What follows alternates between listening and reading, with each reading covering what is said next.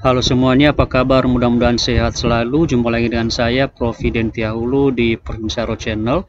Di video kali ini teman-teman, kita akan membahas mengenai bagaimanakah alur pendaftaran seleksi CASN 2024, baik itu CPNS dan begitu juga dan P3K di lingkungan Kementerian Kesehatan.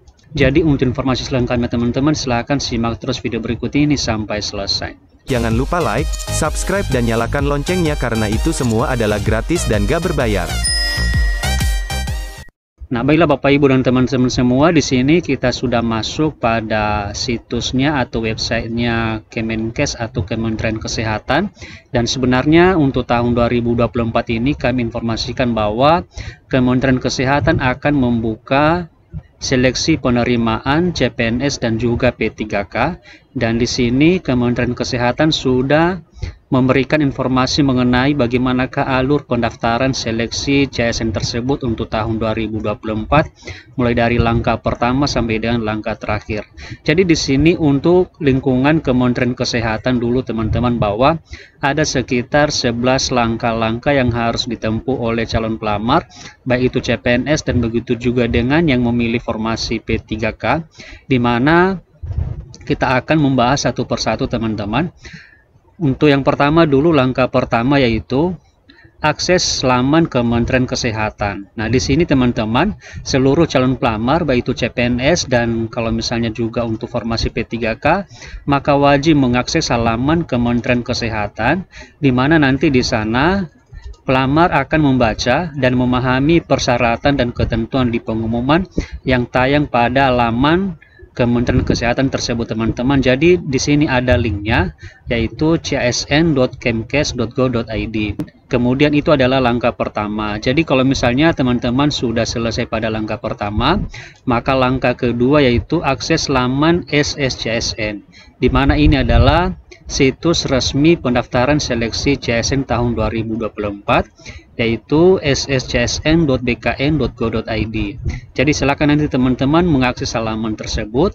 Kemudian di halaman tersebut nanti kita akan masuk pada langkah ketiga, yaitu membuat akun, di mana nanti kita bisa membuat akun dengan menggunakan nomor induk kependudukan atau NIK dan nomor kartu keluarga atau KK atau NIK kepala keluarga. Kemudian nanti kalau misalnya kita sudah membuat akun, maka nanti teman-teman calon pelamar itu akan mencetak kartu informasi akun.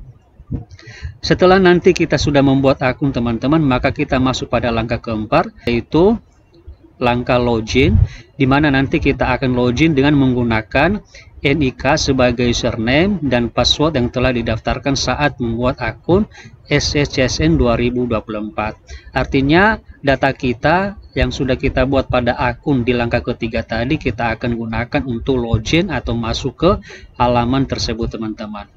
Kemudian langkah kelima yaitu pelengkapan data. Artinya di sini kita sebagai calon pelamar, baik itu CPNS dan begitu juga dengan P3K, kita akan melengkapi data diri kita. Kemudian juga pada halaman tersebut nanti kita akan memilih formasi sesuai dengan kualifikasi pendidikan kita teman-teman. Kemudian kita memilih formasi instansi dan juga jabatan sesuai dengan pendidikan. Dan yang terakhir adalah melengkapi data pendidikan kita, yaitu mulai dari SD sampai dengan perguruan tinggi teman-teman. Kemudian setelah itu kita masuk pada langkah keenam, yaitu unggah dokumen persyaratan. Nah, jadi di sini nanti teman-teman kita akan mengunggah dokumen-dokumen yang disyaratkan oleh instansi. Makanya nanti di sini diharapkan supaya seluruh calon pelamar itu untuk memperhatikan dengan teliti sebenarnya apa dokumen yang harus diunggah pada saat pendaftaran. Kemudian langkah ketujuh yaitu cek resume pendaftaran. Jadi kalau misalnya sudah semua terunggah teman-teman, maka sebelum kita mengakhiri pendaftaran, maka kita harus mengecek dulu dari awal sampai terakhir supaya nanti tidak ada kesalahan data ketika kita mengirim atau mengakhiri pendaftaran. Jadi katanya bahwa memeriksa semua hasil inputan kelengkapan biodata dan unggahan dokumen, submit dan cetak kartu pendaftaran. Artinya kita akan submit dan juga cetak kartu pendaftaran setelah semua data sudah benar menurut kita teman-teman. Kemudian langkah ke-8 yaitu seleksi CSN 2024, yaitu di mana terdiri dari seleksi administrasi dan juga seleksi kompetensi. Jadi kalau misalnya sudah lengkap semua teman-teman, kita sudah mendaftar, maka kita tinggal mengikuti seleksi untuk administrasi dan juga kompetensi. Kemudian nanti langkah ke-9 yaitu masa sanggah, artinya pelamar dapat mengajukan sanggah. Apa artinya itu teman-teman? Artinya ketika kita sudah selesai mengikuti seleksi, maka jika ternyata pengumuman yang tersampaikan itu teman-teman tidak benar menurut kita, maka itu nanti bisa kita sanggah, sehingga di sini kita diberikan masa sanggah. Jadi biasanya masa sanggah ini teman-teman ada waktunya, ada waktu tertentu di mana di antara waktu itu nanti kita bisa melakukan sanggah. Kemudian yang ke-10 yaitu pengumuman kelulusan. Nah, artinya bahwa panitia seleksi instansi mengumumkan informasi kelulusan pelamar. Itu dilakukan setelah selesai masa sanggah. Nah, jadi kalau misalnya kita lolos teman-teman, maka kita masuk pada langkah ke-11 yaitu pemberkasan dan juga penetapan NIP. Maka itulah teman-teman 11 langkah yang harus ditempuh oleh calon pelamar untuk seleksi CSN tahun 2024 ini. Nah, jadi seperti itu saja teman-teman informasi yang bisa kita sampaikan. Semoga informasi ini bisa bermanfaat. Terima kasih and see you on the next video. So high, I'm hypnotized.